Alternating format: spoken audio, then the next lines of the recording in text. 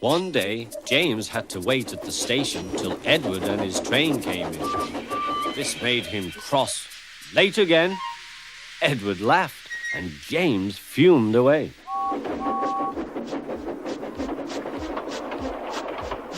After James had finished his work, he went back to the yard and puffed onto the turntable.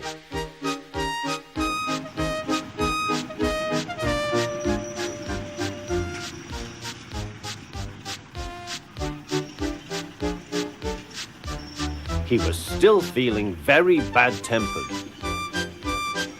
Edward is impossible, he grumbled to the others. He clanks about like a lot of old iron, and he is so slow he makes us wait.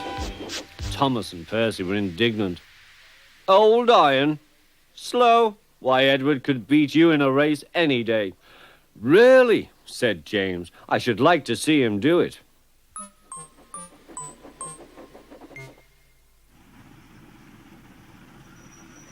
Next morning, James's driver was suddenly taken ill. He could hardly stand, so the fireman uncoupled James ready for shunting. James was impatient. Suddenly, the signalman shouted. There was James puffing away down the line. All traffic halted, he announced at last. Then he told the fireman what had happened.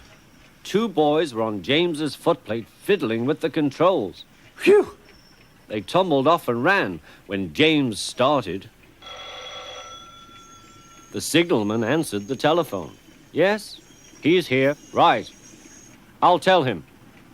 The inspector's coming at once. He wants a shunter's pole and a coil of wire rope. What for? Wondered the fireman. Search me, but you'd better get them quickly. The fireman was ready when Edward arrived.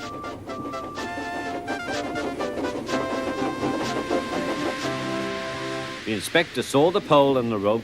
Good man, jump in. We'll catch him, puffed Edward. James was laughing.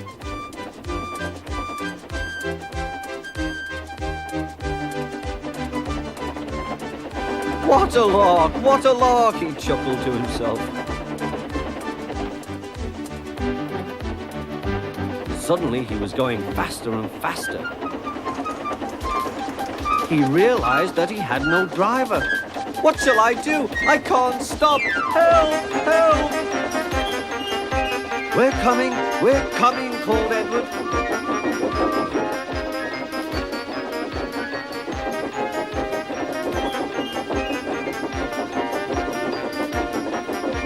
Edward was panting up behind with every ounce of steam he had. At last he caught up with James.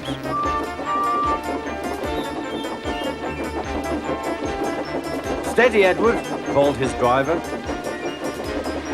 The inspector stood on Edward's front, holding a noose of rope in the crook of the shunter's pole. He was trying to slip it over James's buffer. The engine swayed and lurched. At last! Got him! He shouted. He pulled the noose tight. Gently braking, Edward's driver checked the engine's speed, and James's fireman scrambled across and took control. So the old iron caught you after all, chuckled Edward. I am sorry, whispered James. Thank you for saving me. You were splendid, Edward.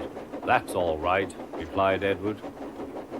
The engines arrived at the station side by side. The fat controller was waiting. A fine piece of work, he said. James, you can rest and then take your train.